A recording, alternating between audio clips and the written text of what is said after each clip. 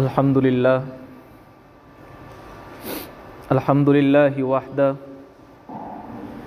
वस्सलातु वस्सलामु अला मन ला नबिय्य बअदह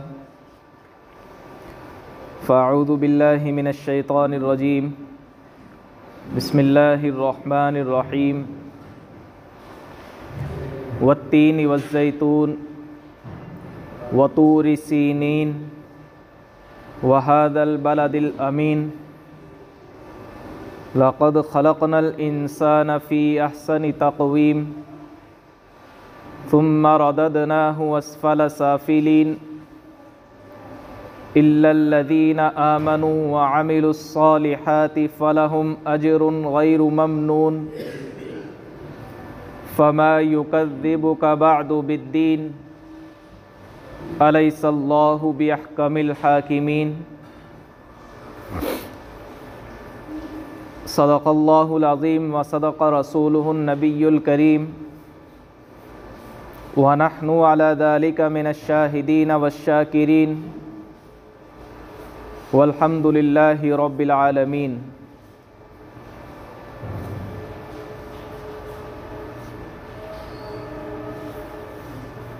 काबिल क़द्र बुज़ुर्गों और दीनी उख़ुवत व मोहब्बत रखने वाले नौजवान भाइयों,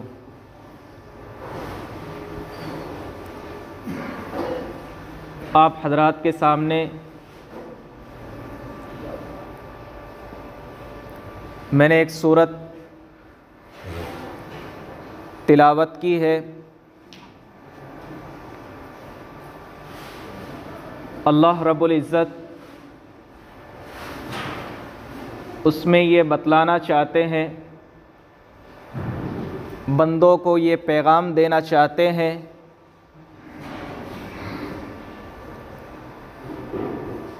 कि इंसान जिसको अल्लाह रब्बुल इज़्ज़त ने पैदा किया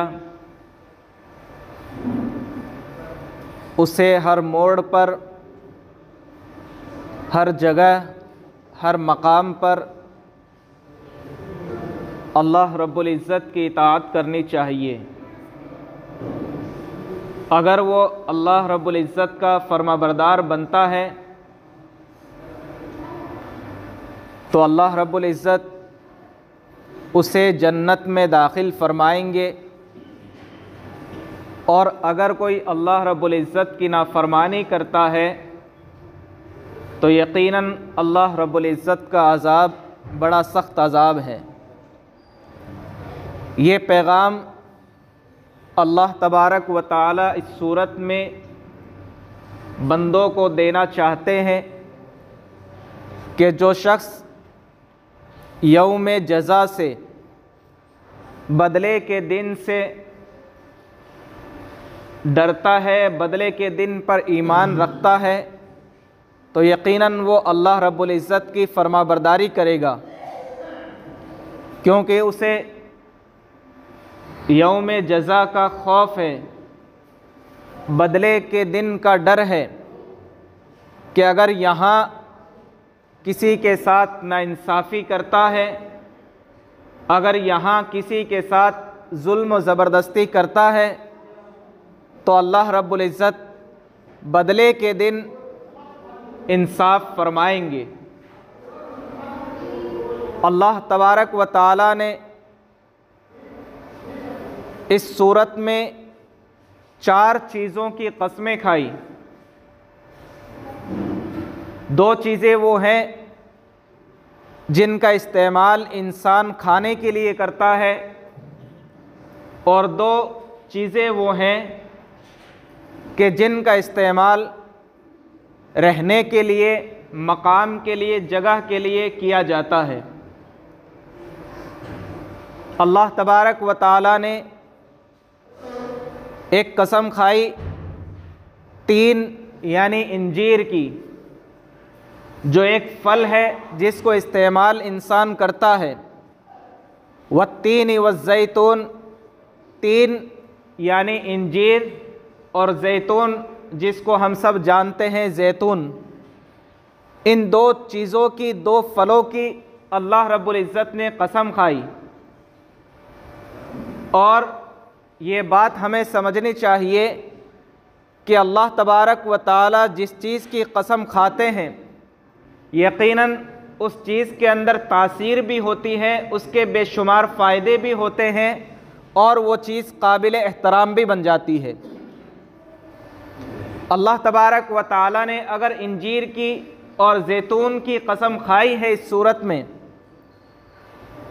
तो मुफस्सिरीन ने, साइंसदानों ने इसके बेशुमार फ़ायदे भी बतलाए हैं। अगर इंजीर आदमी इस्तेमाल करता है तो उसके फेफड़ों के लिए, गले के लिए, दिल के लिए बहुत बेहतर और मुफीद चीज़ है। और ऐसे ही ज़ैतून है जो खून में गाढ़ेपन को, कोलेस्ट्रॉल को ख़त्म करता है। और ये ऐसी बीमारियां हैं, और इन दोनों बीमारियों, इन सारी बीमारियों के अंदर ये जो दो चीज़ें बतलाई गई यकीनन बेशुमार फ़ायदे वाली चीज़ें हैं। तो इससे पता ये चलता है कि अल्लाह रब्बुल इज़्ज़त जिस चीज़ की कसम खाए तो उस चीज़ के अंदर बेशुमार तासीर भी होती है, बेशुमार फ़ायदे भी होते हैं और वो चीज़ काबिल एहतराम भी बन जाती है। उसके बाद अल्लाह तबारक व ताला ने जो कसम खाई है दो जगहों की, दो मकाम की, और वो मकाम ऐसे मकाम है जो यकीनन काबिल एहतराम है। वतूर सीनीन, तूर सीना, कोहे तूर, जिस पर हज़रत मूसा अलैहिस्सलाम को नबूवत अता की गई, तजल्ली अता की गई। वहाँ जो लोग हज़रत मूसा अलैहिस्सलाम के साथ गए, मूसा अलैहिस्सलाम ने दरख्वास्त की कि अल्लाह रब्बुल इज़्ज़त, मेरी कौम के लोग मुझसे ये दरख्वास्त करते हैं कि हम अल्लाह रब्बुल इज़्ज़त को देखना चाहते हैं। अल्लाह ने फरमाया कि मूसा, ये मेरी तजल्ली को बर्दाश्त नहीं कर पाएंगे। चुनांचे अल्लाह रब्बुल इज़्ज़त ने उनकी दरख्वास्त को कबूल किया और उस पहाड़ पर एक तजल्ली डाली, और उस तजल्ली का असर ये हुआ कि जितने लोग हज़रत मूसा अलैहिस्सलाम के साथ थे वो तमाम के तमाम बेहोश हो गए, और वो पहाड़ जिसको तूर सीना कहा जाता है, जिसे जबल मूसा कहा जाता है, वो पहाड़ बिल्कुल सियाह हो गया, सुरमे की तरह हो गया। यकीनन वो जगह भी काबिल एहतराम है जहाँ मूसा अलैहिस्सलाम को नबूवत अता की गई, तजल्ली अता की गई। तो इन चीज़ों के बाद फिर उसके बाद अल्लाह रब्बुल इज़्ज़त ने कसम खाई, वहाज़ल बलदिल अमीन, और कसम है इस पाक शहर की, इस मुबारक शहर की। कौन सा शहर? मक्कतुल मुकर्रमा। मक्कतुल मुकर्रमा, एक तूर सीना की कसम खाई और एक मक्कतुल मुकर्रमा की कसम खाई। अल्लाह रब्बुल इज़्ज़त ने इस सूरत में दो तो फलों की कसम खाई और दो मकाम की कसम खाई। यकीनन वो दो फल भी काबिल तासीर भी है, काबिल एहतराम भी है, और ये दो मकाम भी ये बहुत काबिल एहतराम भी है।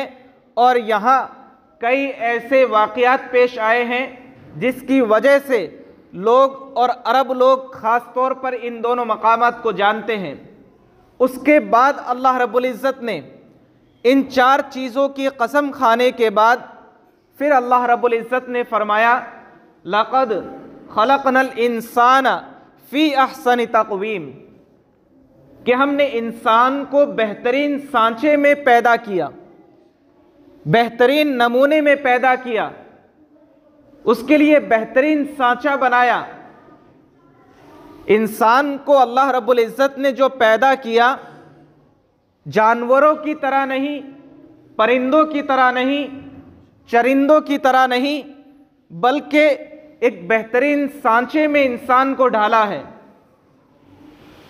हम तसव्वुर करें कि अगर हमारे दिमाग को ऊपर के बजाय कहीं और जगह बनाया जाता, हाथ पैरों को अगर अपने मकाम की बजाय दूसरे मकाम पर लगाया जाता, और इसी तरीके से आँखों को, नाक को, ज़ुबान को, होठों को अगर इस मकाम की जगह कहीं और लगाया जाता तो क्या एक बेहतरीन शक्ल व सूरत पेश आ सकती थी? यकीनन नहीं। एक सांस भी ये अल्लाह रब्बुल इज़्ज़त की मोहताज भी है और अल्लाह रब्बुल इज़्ज़त की बेहतरीन नेमत भी है। एक आँख जिससे इंसान देखता है अल्लाह रब्बुल इज़्ज़त की बेहतरीन नेमत है, और इसी तरीके से नाक अल्लाह रब्बुल इज़्ज़त की बेहतरीन नेमत है। ये दिमाग अल्लाह रब्बुल इज़्ज़त की बेहतरीन नेमत है। इन नेमतों का इंसान इस्तेमाल भी करता है, वो एक अलग नेमतें हैं कि जिसके इस्तेमाल को अल्लाह रब्बुल इज़्ज़त ने बार बार रखा भी है। आँख से इंसान कई मर्तबा देखता है, कान से इंसान कई मर्तबा सुनता है, ज़ुबान से इंसान कई मर्तबा बोलता है, नाक से इंसान कई मर्तबा सूंघता है। ये तमाम की तमाम बातें, तमाम की तमाम नेमतें ऐसी हैं जिनका इस्तेमाल इंसान बार बार करता है। इन हाथों की बजाय अगर जानवरों की तरह हाथ होते या जानवरों की तरह पैर होते तो यकीनन इंसान बदसूरत लगता, बेशक्ल लगता, बदसूरत हो जाता। इंसानों को अल्लाह रब्बुल इज़्ज़त ने जानवरों की तरह नहीं, एक बेहतरीन सांचे में पैदा किया। लक़द खलक़नल इंसान फ़ी अहसनि तक़वीम सुम्मा रददनाहु अस्फ़ल साफ़िलीन। फिर हम उसको बद से बदतर दर्जे में रखेंगे, इंसान को बद से बदतर दर्जे में रखेंगे। इल्लल्लज़ीना आमनू व अमिलुस्सालिहात फ़लहुम अजरुन गैरु ममनून। मगर वो लोग जो ईमान लाए, जिन्होंने नेक आमाल किए, फ़लहुम अजरुन गैरु ममनून, उनके लिए ऐसा अजर है जो कभी ख़त्म नहीं होगा। इंसान को अल्लाह रब्बुल इज़्ज़त ने जब पैदा किया, सांचे में ढाला, तो उससे पहले इस सूरत में 4 कस्में खाई, और 4 कस्मों में मैंने आप हजरात को बतलाया कि 2 कस्में फलों की खाई, 2 कस्में मकाम की खाई। वो फल भी ऐसे कि जो काबिल तासीर है, काबिल एहतराम है। 2 मकाम भी ऐसे जो बहुत सारे वाक़यात को अपने अंदर रखते हैं और काबिल एहतराम भी है। फिर उसके बाद अल्लाह रब्बुल इज़्ज़त ने इस आयत को पेश किया, लक़द खलक़नल इंसान फ़ी अहसनि तक़वीम, कि हमने इंसान को बेहतरीन सांचे में ढाला, फिर हम उसको बद से बदतर दर्जे में कर देंगे। मगर ऐसे इंसान को इल्लल्लज़ीना आमनू व अमिलुस्सालिहात फ़लहुम अजरुन गैरु ममनून, मगर ऐसे इंसान को जो ईमान लाए, जो बेहतरीन अमल करे, उनके लिए ऐसा अजर है जो कभी ख़त्म नहीं होगा। अल्लाह रब्बुल इज़्ज़त ने इंसान की फितरत में ये बात रखी है कि इंसान अगर बुराई पे चलना चाहे तो बुराई उसके लिए आसान हो जाती है, अगर अच्छाई पे चलना चाहे तो अच्छाई उसके लिए आसान हो जाती है। एक नेक अमल करता है तो उसके दिल में यह जज्बा पैदा होता है कि दूसरा नेक अमल करे। अगर एक बुरा अमल करता है तो उसके दिल में यह जज्बा पैदा होता है कि एक बुरा अमल और करे। तो ये इंसान की फितरत में है। अगर इंसान नेक अमल करेगा तो उसके दिल में जज्बा पैदा होगा कि अगर एक नेक अमल किया, एक नमाज पढ़ी उसने, तो उसके दिल में जज्बा पैदा होगा हमें अगली नमाज भी पढ़नी है। और बुजुर्गों ने ये बात भी लिखी है किताबों में, अगर इंसान एक नमाज पढ़ ले और उसके बाद वो दूसरी नमाज पढ़ने के लिए मस्जिद में आ जाए और दूसरी नमाज भी पढ़ ले, फिर उसके बाद तीसरी नमाज भी पढ़ ले, अगर उसे ये तसलसल के साथ तौफीक मिलती रहे तो यकीनन ये उसकी नमाजों की कबूल होने की अलामत है, उसकी नमाजों की कबूलियत की अलामत है कि अगर वो एक नमाज पढ़ता है उसके बाद दूसरी नमाज की तौफीक हो गई तो वो पहली नमाज उसकी कबूल होने की निशानी है, ये निशानी बतलाई गई। इसी तरह अगर एक नेक अमल करता है फिर उसके दिल में ये दाइया पैदा होता है, ये जज्बा पैदा होता है कि एक नेक अमल और करे, तो यकीनन वो नेक अमल जो उसने पहले किया वो अल्लाह की बारगाह में उसके लिए कबूल हो गया। और कबूल होने की निशानी ये है कि उसको दूसरे नेक अमल करने की तौफीक हो गई। इसी तरीके से अगर इंसान एक बुरा अमल करता है तो बुरे अमल के बाद फिर उसके दिल में यह पैदा होता है कि एक बुरा अमल और करे, और फिर 2 अमल बुरा कर लेता है, फिर उसके दिल में यह जाहिया पैदा होता है कि एक तीसरा बुरा अमल और करे, तो फिर अल्लाह की बारगाह में वो मनहूस होता चला जाता है। एक अलामतें और पहचान है, निशानियां हैं। इसीलिए अल्लाह रब्बुल इज़्ज़त ने फरमाया सुम्मा रददनाहु अस्फला साफिलीन, इंसान को बेहतरीन सांचे में ढाला, फिर उसके बाद हम उसको बद से बदतर दर्जे में रख देंगे। मगर ऐसे इंसान को जो ईमान ले आए फिर उसके बाद नेक अमल करे, उसके लिए तो ऐसा अजर है जो कभी ख़त्म नहीं होगा। इल्लल्लज़ीना आमनु व अमिलुस्सॉलिहात फलहुम अजरुन गैरु ममनून फमा युकज़्ज़िबुका बअदु बिद्दीन। फिर अल्लाह रब्बुल इज़्ज़त आगे फरमाते हैं कि फिर कौन सी ऐसी चीज़ है कि जो तुम यौम जज़ा को जुटलाते हो, बदले के दिन को जुटलाते हो। फिर ऐसी कौन सी बात है कि जब अल्लाह रब्बुल इज़्ज़त ने यह बतला दिया कि एक इंसाफ का दिन होगा, एक फैसले का दिन होगा कि जिसमें एक इंसान नेक अमल करेगा तो उसके नेक अमल का बदला दिया जाएगा, अगर बुरा अमल करेगा तो उसके बुरे अमल की जज़ा उसे मिलेगी, बुरे अमल की सज़ा उसे मिलेगी और नेक अमल की जज़ा बदला उसे मिलेगा। तो फिर ऐसी कौन सी बात है कि तुम फैसले के दिन का इनकार करते हो? अलैहिस्सल्लाहु बिअहकमिल हाकिमीन, क्या हमें इस बात पर यकीन नहीं है कि अल्लाह रब्बुल इज़्ज़त अहकमुल हाकिमीन है? अहकमुल हाकिमीन का मतलब यह है कि वो हाकिमों का हाकिम है, बादशाहों का बादशाह है, इंसाफ करने वालों का इंसाफ करने वाला है। अगर दुनिया में कोई बादशाह हो, दुनिया का कोई हाकिम हो, दुनिया का कोई राजा हो, दुनिया का कोई इंसाफ करने वाला हो, मुमकिन है कि उससे भी गलती हो जाए, लेकिन अल्लाह रब्बुल इज़्ज़त की ज़ात से बिल्कुल भी ऐसा गुमान और तसव्वुर भी नहीं हो सकता कि वो इंसाफ में कमी कर दे। और ये इसीलिए कि जब अल्लाह रब्बुल इज़्ज़त ने इंसान को पैदा किया, पैदा करने के बाद एक बेहतरीन सांचा उसे दिया, इंसान को जानवरों की तरह, चौपायों की तरह, परिंदों की तरह नहीं बना दिया, बल्कि खूबसूरत एक बेहतरीन सांचा दिया।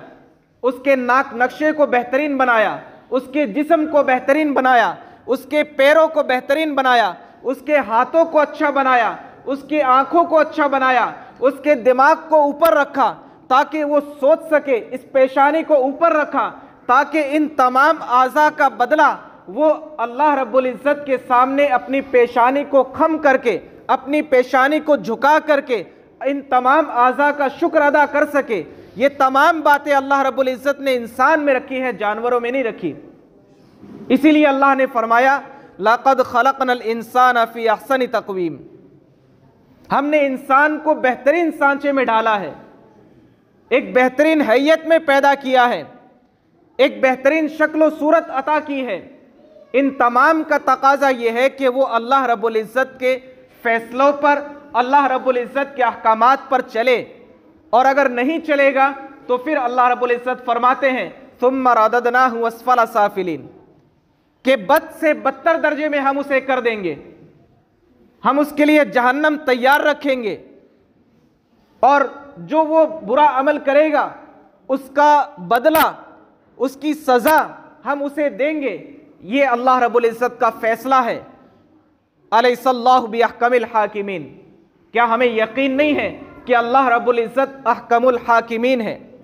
अगर वो तमाम को, जो नेक अमल करे उसे भी, जो बुरा अमल करे उसे भी, अगर तमाम को जन्नत में दाखिल फरमा देता तो एक मामूली सा आदमी कह सकता था कि ये क्या बात हुई। इंसान दुनिया में जो फैसला करने वाला होता है वो भी इस बात का ख्याल रखता है कि अगर गलत हो तो उसका वो बदला देता है, उसकी सज़ा देता है। तो फिर अल्लाह रब्बुल इज़्ज़त कैसा अहकमुल हाकिमीन है कि जो उसकी नाफरमानी करे उसे भी वो जन्नत में दाखिल फरमा दे। ये एक मामूली सा आदमी भी सोच सकता था। इसलिए अल्लाह रब्बुल इज़्ज़त ने फरमाया अलैहिस्सल्लाहु बिअहकमिल हाकिमीन, कि यकीनन मैं फैसला करने वालों में बेहतरीन फैसला करने वाला हूँ। जो नेक अमल करेगा उसे जन्नत में दाखिल फरमाऊंगा, और जो बुरा अमल करेगा यकीनन अल्लाह रब्बुल इज़्ज़त अपनी रहमत की वजह से, अपनी रहमत से उसे भी जन्नत में दाखिल फरमा दे। उसकी ज़ात से नाउम्मीदी नहीं है, लेकिन अल्लाह रब्बुल इज़्ज़त के इंसाफ का तकाजा यह है कि वो इंसाफ करे। इसलिए हमें इन बातों को समझने की ज़रूरत है। अल्लाह तबारक व तआला हमें कहने सुनने से ज़्यादा अमल की तौफीक नसीब फरमाए। व आखिर दावाना अल्हम्दुलिल्लाहि रब्बिल आलमीन।